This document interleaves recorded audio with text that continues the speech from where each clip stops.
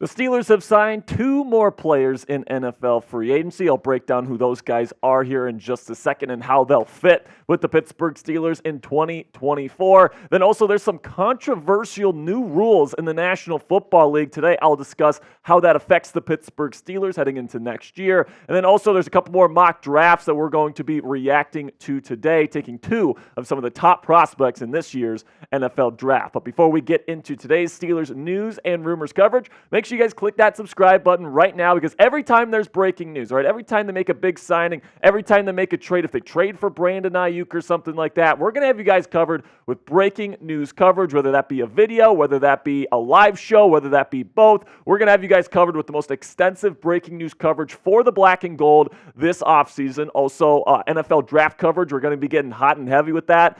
Coming up here over the next several weeks leading up to the big day in Detroit. Scouting reports, positional rankings, mock drafts, you name it, we're going to have it right here on the channel. And oh yeah, all that great content comes at you 100% free. So if you are a big Pittsburgh Steelers fan, you want daily content on the black and gold, this is the place for you. Join the nearly 50,000 subscribers here on Steelers Talk by clicking that subscribe button right now. So now some new signings here for the Pittsburgh Steelers as they're bringing in backup quarterback Kyle Allen, who has a little bit of experience in the league, has had a couple of starts. He's coming in to back up both Russell Wilson and Justin Fields. GM Omar Khan has said that he wants to have 4 quarterbacks in the quarterback room heading into training camp this year. This makes the number now 3, so expect the Steelers to still add a quarterback at some point during the offseason still before the start of camp in Latrobe. And then also Dean Lowry, defensive lineman, formerly with the Vikings and Packers, is joining the Steelers in kind of a depth piece, kind of rotational role. He might be the backup to Larry Ogunjobi in terms of the 5 technique now that Armon Watts has gone to the New England Patriots. So let's talk about these guys more in depth here. Allen is going to be more of just a true emergency type quarterback. He's going to be the Mason Rudolph on the team this year, unless maybe they get a UDFA quarterback like a Sam Hartman or maybe even a Joe Milton or something like that as an undrafted free agent. I think that's probably the route they're going to go. They did that with Tanner Morgan in 2023. Out of Minnesota. So I do expect them to pick up a UDFA-type quarterback, and it'll be a battle for that quarterback 3 spot. But Kyle Allen, being the veteran here, I think he's probably the favorite to be the emergency quarterback for the Pittsburgh Steelers in 2024. And then when it comes to Dean Lowry, he's going to be another guy that's going to have to really earn his keep with the team. He's going to be more of a depth piece. Maybe he earns himself a rotational role, kind of filling in for Larry Ogunjobi at the 5 technique. He's kind of a lighter interior defensive lineman. He can play 4-3 defensive end as well. So he's known more as like a true run blocker, run defender. So I do think that Lowry might get some work on early downs when, later in the game, that sort of stuff. But I don't really expect him to be on the field a ton heading into next season. So now let's discuss some of the new rules in the National Football League and how it's going to affect the Pittsburgh Steelers moving forward. And the first move here, the first new rule change here that's really controversial is that there's going to be no more quote-unquote hip drop tackles. Now, this is going to be weird to me because a lot of times it's like you can't hit a guy high, you can't hit a guy low, and now you can't wrap somebody up by the middle. So it's like, what are defenders supposed to do, especially if guys are running away from them? I mean, there's a ton of examples where it's like, how are you expecting the defender to bring the guy down? He's running away from him. He's slightly behind him, or the defender is. And it's like, what do you expect the defender to do? Just give up on the play? And I get that these hip drop tackles or quote-unquote hip drop tackles lead to more injuries, and you're trying to help player safety here, but at the end of the day, man, this is a violent sport. There's going to be injuries involved in this game, and these players know what they're getting into by playing the sport, and they get paid very handsomely to play a violent sport like football. So I feel like this is going to be a disaster to not only implement, but also referee. I think there's going to be probably some games decided by some hip drop tackle calls coming up here. There might even be a playoff game that's decided by something like this,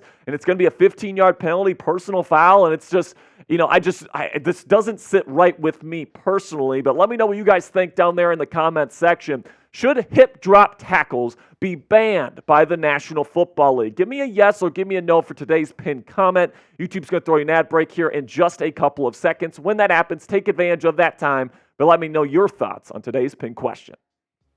Some other new rules here. There's some new kickoff rules here for the NFL. They're kind of adopting exactly what they do in the XFL. And this is designed to not only be safer for the players involved because everybody's closer to the action, so there's not as much running involved, and of course that leads to higher G-forces on the brain and all the different hits and all that kind of stuff. But it also is there to try and promote teams to take the ball out and return more often, because let's face it, man, the kickoff has been pretty much a dead play over the last several seasons in the National Football League. Here's kind of a chart so you guys kind of know what to expect. So the kicker is kind of further away here, and then the defenders and the blockers are kind of lined up close to each other. And then there's another zone called the landing zone where there's two return men back there.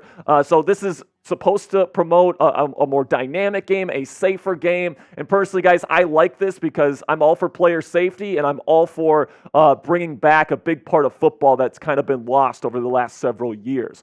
Another new rule here is that the new trade deadline is going to be after the week 9 instead of week 8. So they move it back a year. Actually, the Steelers brought this to the league's attention. Omar Khan and the Steelers wanted to move the trade deadline back a week. Of course, we know how much Omar Khan, the con artist, loves to do his trades. Now he has another week to do that heading into next year. And then also, if you love Christmas football, last year the Christmas games got just incredible ratings. The NFL saw that and said, you know what? We got to have games on Christmas every single year now, so it's here to stay. This year it's on a Wednesday, so that's going to get a little bit hairy in terms of scheduling and making sure players have enough rest in between games there. They might have to implement some rule here about bye weeks or something like that, being close to these Christmas games that are going to be in the middle of the week. So it'll be interesting to see what the NFL does here, but you can expect to be opening presents with your family with football in the background yet again. So now, we're going to be talking about Mike Tannenbaum's mock draft here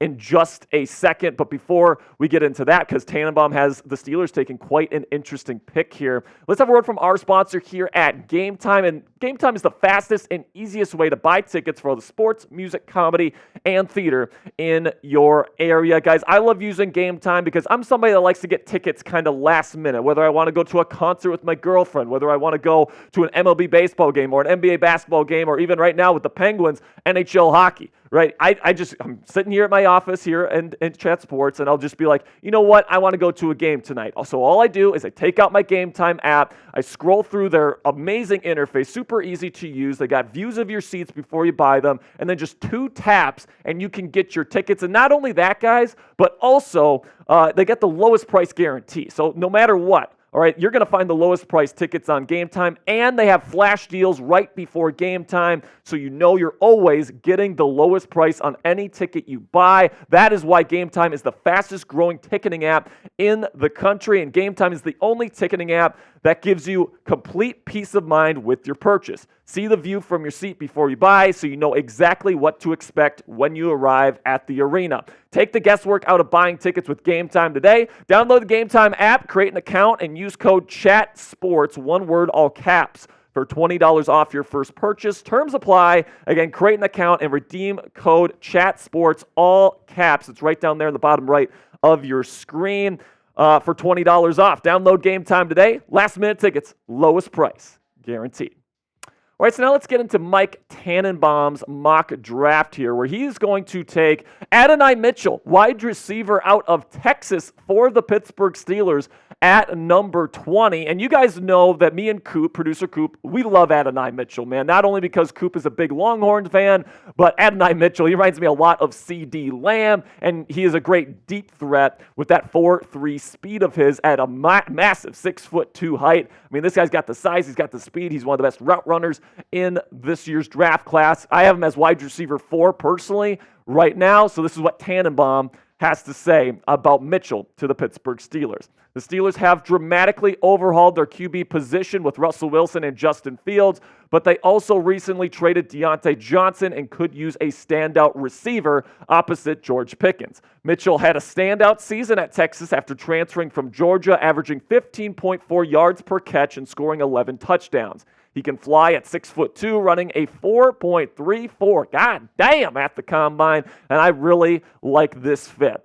So listen, man, I think that if the Steelers go out and get a guy like a David Bakhtiari or even a Donovan Smith in free agency, I'm kind of all in on going out and getting a wide receiver, or maybe going out and getting a center, or getting some sort of other position other than offensive tackle. But as we sit here today, Dan Moore Jr. is going to be a free agent in 2025, just 1 year left on his deal. He has not shown that he is a long-term option at left tackle. And Broderick Jones, the Steelers are looking to move over to the left side, at least eventually. All right, so if you have an Amarius Mims or a Tulisi Fuaga or an Alu Fashanu available for you in the first round, I think you probably got to take that if the Steelers don't address this need at offensive tackle in free agency. Now, if they do address it, like if they sign Bakhtiari or if they sign Donovan Smith or something like that, then I'm okay with going wide receiver in round one, especially a high-end guy like Adonai Mitchell who can fly. He's a great route runner. He wins at the catch point as well. I'm really excited about Adonai's future in this league, and I'd love to see him in a Pittsburgh Steelers uniform, but you got to take care of the offensive tackle position, and I'm not willing to risk it because it's just too important of a position, all right? So I am really all in for wide receiver if you can address offensive tackle in free agency. But if offensive tackle is still a need, plain and simply, you have to address it in round one. No ifs, ands, or buts. It's too important of a position to kind of let go and kind of just forget about. And, you know, now let's shift over to Pro Football Focus latest mock, which I agree more than here with Mike Tannenbaum, at least with the current needs for the Pittsburgh Steelers. And that's with Amarius Mims, offensive tackle out of Georgia. And my latest Steelers mock draft, I actually have the Steelers taking Mims in round one. Here's what Brad Spielberger from Pro Football Focus has to say about this pick. The Steelers took an athletic tackle out of Georgia after trading up in the first round in 2023, adding Broderick Jones to an offensive line that had question marks at tackle. Those questions remain largely unanswered with Dan Moore Jr. entering a contract year and not looking like a long-term solution on the blind side. Enter Mims, an athletic specimen who offers the highest upside of perhaps any player in this class, regardless of position. Concerns about durability and a lack of experience are very real, with Mims missing time throughout his career at Georgia and even some of the drills at the NFL Scouting Combine. That said, Pittsburgh has discussed moving Broderick Jones back to left tackle eventually, and this selection would enable them to do that in week 1 of 2024. And I completely agreed with Brad here. Pretty much his entire analysis here is spot on. The Steelers still have a big question mark at offensive tackle. It hasn't been addressed so far in the offseason. Broderick Jones can move over to the left side, and I actually agree with his analysis of Amarius Mims, where he's got an insane amount of upside here. I think he has arguably the best film out of anybody in this class outside of Joe Alt. And, you know, the only reason why he's kind of being put down the totem pole here is because of those injury concerns, which are real, by the way, and then also the lack of film. But, you know, the film that he has is freaking excellent. He mirrors extremely well. He moves extremely well. He's a great run blocker. He's a good pass protector. I feel like if he can stay healthy, he's going to be one of the best, if not the best right tackle in football. And if he's there at number 20, I think it is a good idea for the Pittsburgh Steelers to take him there.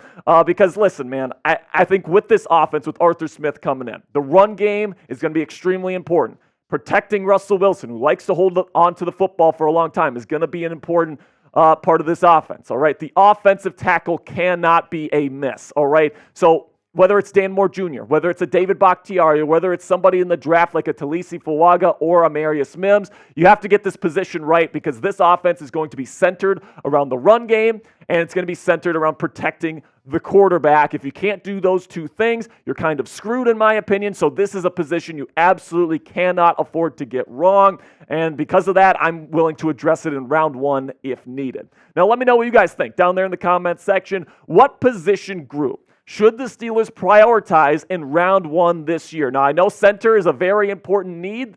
You might say center. I personally would go offensive tackle. Do you think corner should be the priority? What about wide receiver? Let me know down there in the comments section what you're prioritizing in round 1 of the 2024 NFL Draft.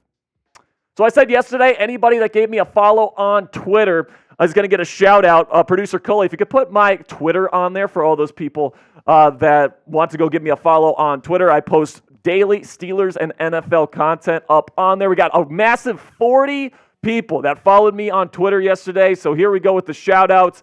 I appreciate every single one of you guys that ended up following me on Twitter. So Bobo Bowie, Vermilion Coin, Davis, Slick, Ty, Brian, Y, Caden, Kalen, Sheldon, Kristen, Joseph, Lucas, Matt, Helix, Blixer, I hope I'm saying that right, Bentonsburg, Jordan, Booty, and DeBlooms, I love that name, Sean Moe, George Pickens, Devon, IP, Dalton, Clayton, Daryl, Jacob, Chezu, appreciate your service there, sir. Andrew, Ride Sports Guru, Hunter, Nick, Lane, Chandler, 7 to come, Justy, Ryan, Steven, Kyle, and Palulu. I appreciate every single one of you guys for giving me a follow on Twitter. I am at Jack_Sperry. Going to be probably putting out a new NFL mock draft here in the next couple of days. So if that's something that you like, if you want NFL draft analysis, daily Steelers updates, that's where I put it, at Jack_Sperry, for more content from me on Twitter. And that's going to be it for today's show. I appreciate everybody that stopped by today. Make sure you guys click that subscribe button, because tomorrow we got the Steelers Talk live show starting at 5 p.m. Eastern Standard Time,